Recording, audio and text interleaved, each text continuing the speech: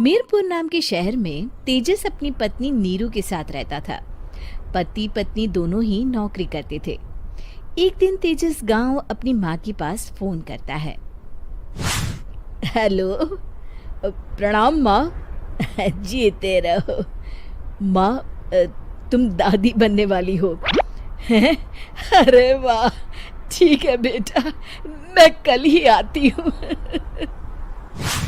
जब माँ जी शहर पहुंची तो बेटे बहू ने बहुत अच्छे से स्वागत किया। लीजिए माँ जी, चाय। अरे गर्मा गर्म पकोड़े ले आओ माँ के लिए। नीरू रसोई में गई और 2 मिनट में ही पकोड़े ले आई। जी ये लीजिए। बहू जादू से बनाए हैं क्या? अभी तो रसोई में गई थी। यम्मी। माँ जी, शीला रसोई में पकोड़े तल रही है, मैं बस लेकर आई। हे भगवान, मेरा धर्म भ्रष्ट कर दिया तूने। अब तो गंगा जल से शुद्धिकरण करना होगा। दूसरे दिन, माँ जी मैंने नाश्ता बना दिया है, ऑफिस जा रही हूँ।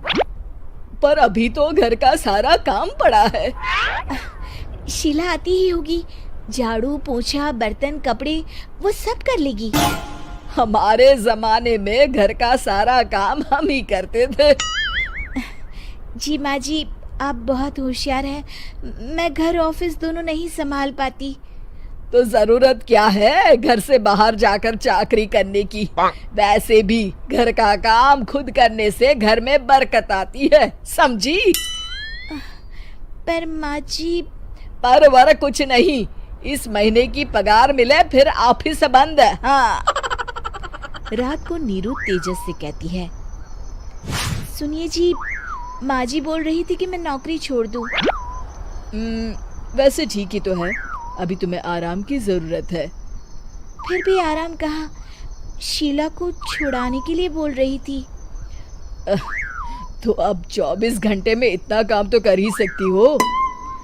पर जॉब पसंद है मुझे, घर पर मन नहीं लगेगा। अगले दिन जब दोनों ऑफिस के लिए निकल रहे थे, मेरी तो कोई कीमत ही नहीं है इस घर में। माँ जी, आजकल महंगाई बहुत है, रहन सहन भी बदल गया है, दोनों नौकरी करते हैं तभी ठीक रहता है। अच्छा, तू कहना क्या चाहती है? मेरा बेटा तुझे बिठा के खिला नहीं सकता? तू ही इस घर का खर्च चला रही है, हैं? नहीं माँ जी, मेरा वो मतलब नहीं था। मतलब खूब समझती हूँ, ये बाल धूप में सफेद नहीं किए मैंने। हाँ। अब तो ये रोज का काम हो गया था। तेजस भी रोज की झिकझिक से परेशान हो गया था। एक दिन उसने कहा, नीरू, वैसे भी तुम्हें मैटरनिटी लीव मिलने वाली है, तो अभी से ही छुट्टी ले लो। पर क्या, मेरी सैलरी अच्छी खासी है। आखिर नीरू ने रिजाइन कर दिया। जब बच्चा हुआ तो घर में सब बहुत खुश हुए। कुछ दिनों बाद तेजस फाइल देख रहा था। क्या हुआ तेजस, कुछ परेशान लग रहे हो? हाँ, वो हमारी जितनी सेविंग्स थी वो तो हॉस्पिटल में और छठी के फंक्शन में खत्म हो गई है नीरू। और अभी वैसे मंदी चल रही है तो मैं बोल रही थी कल मुन्ना को हेपेटाइटिस का टीका लगवाना है। नीरू, क्या पोस्टपोन नहीं कर सकते? नहीं जी, बिल्कुल नहीं। अब तेजस को समझ में आ रहा था कि उससे गलती हुई है। पैसों की कमी का असर घर के माहौल पर भी पड़ रहा था। अगले दिन, बेटा मेरा चश्मा और ये दवाइयाँ ले आना, पर्चा देते हुए माँ जी ने कहा। जी। तेजस, मुन्ना के लिए दूध का डिब्बा और डायपर भी ले आना, और ये किराने के सामान की लिस्ट है, इसे भी लाना है। तेजस गुस्से में लिस्ट मरोड़कर फेंकता है और चिल्लाता है, पैसे क्या पेड़ पर उगते हैं? ये ले आना, वो ले आना। अरे पर ये जरूरत का सामान ही है। वो गुस्से में बिना कुछ कहे ऑफिस चला गया। अरे लंच तो ले जाइए। नीरू दौड़कर डिब्बा पकड़ाती है। एक दिन खाना खाने के बाद, नीरू, अब तो मुन्ना कुछ बड़ा हो गया, तो अब तुम वापस ज्वाइन कर लो ना जॉब। पर इस रिसेशन में जॉब मिलना बहुत मुश्किल है। ट्राई तो करो। फिर मुन्ना?